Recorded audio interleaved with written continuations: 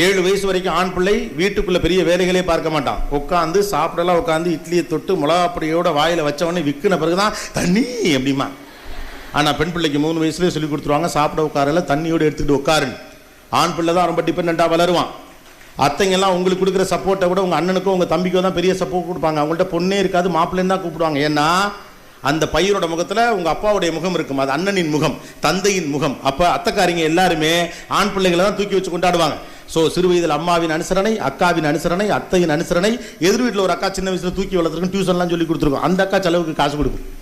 இங்கே வீட்டில் காசு கொடுக்கணும், அந்த அக்காட்ட போய் அழுது நிற்பான். அது 100 ரூபா காசு கொடுத்து அப்பாட்ட சொல்லாதரா தம்பின்னு சொல்லி அனுப்பி வைக்கும். அதற்கு பிறகு தோழிகளின் அனுசரணை. 10ஆம் கிளாஸ் 12ஆம் கிளாஸ்லாம் ஒரு பய ப்ராஜெக்ட் எழுத மாட்டான். எல்லாமே படம் வரைந்து பாகங்களை குறியெல்லாம் பொண்ணுங்க தான் எழுதி கொடுக்கும். சரிதானே?